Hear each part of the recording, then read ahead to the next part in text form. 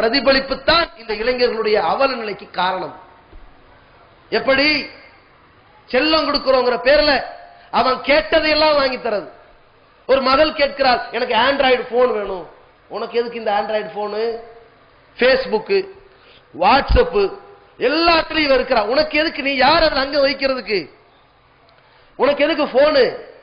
ஏன் லேண்ட்லைன் இல்லையா? தொடர்பு கொள்றதுக்கு வசதி இல்லையா? 10 படிக்கிறா, என் பிள்ளைய 12 படிக்க வைக்க போறேன், காலேஜ் படிக்க வைக்க போறேன், பெரிய MBBS ஆக்க போறேன். இப்படி நம்ம நாட்டில் பெண்கள் பருவம் அடைந்ததற்கு பிறகு பாதுகாப்பான நிலையில் படிக்கும் சூழல் இருக்குதா? இல்ல.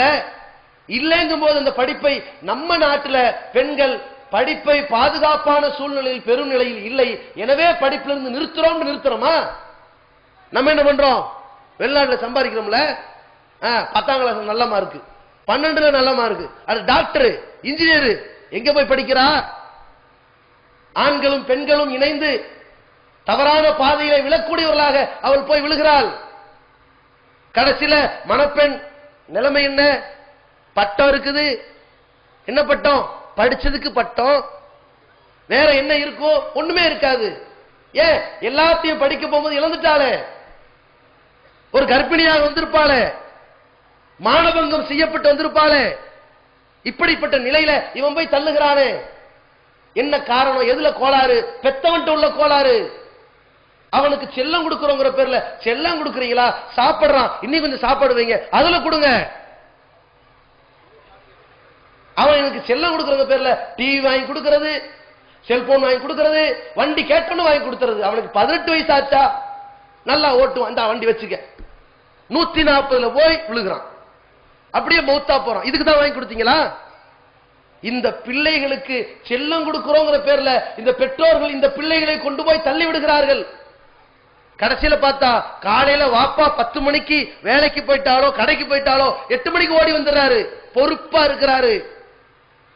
ஆனா மகன் 11 மணிக்கு எந்திரிச்சிருப்பான். ஏன்? நைட்டெல்லாம் குடிச்சிட்டு ஊர் சுத்திட்டு வந்திருப்பான். 11 மணிக்கு எந்திரிச்சிட்டு மீண்டும் வீட்டுக்கு வருவானா வரமாட்டாரா தெரியாது. எங்க போனா சொல்லிட்டு போல. அப்படி ஒரு பிள்ளைய வளர்த்திருந்தாலும் தெரியும், தெரியல. எப்ப வருவான்? ஒரு 2 மணிக்கு வருவான். இல்லைனா என்ன அடிச்சு தூக்கிட்டு வந்து ஒப்படைச்சிட்டு போவான். இல்லைனா போலீஸ் ஸ்டேஷன் போன் வரும். என்ன புள்ள செல்லம் காட்டின நிலைமையை பார்த்தீங்களா? அப்ப இவன் இவ்வளோ அளவுல சீர்கெட்டு போயிருக்கிறான். காரணம் யாரு? பெத்த தாய் தகப்பனார். முதல்ல இவர்கள் தன்னை சீர்படுத்திக் கொள்ள வேண்டும்.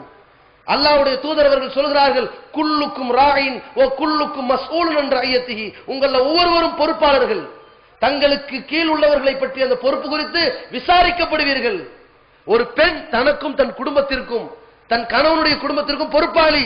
அது குறித்து விசாரிக்கப்படுவாளா இல்லையா? ஒரு தந்தை தன் பிள்ளைகள் விஷயத்தில் விசாரிக்கப்படுவானா இல்லையா? லுக்மான் அலைஹிஸ்ஸலாம் அவர்களை பற்றி, ஒரு நல்ல மனிதரை பற்றி அல்லாஹ் தன் திருமறையிலே குறிப்பிடுகின்றான். நீங்கள் நினைத்து பாருங்கள். கால லுக்மானு இப்னி லி இப்னிஹி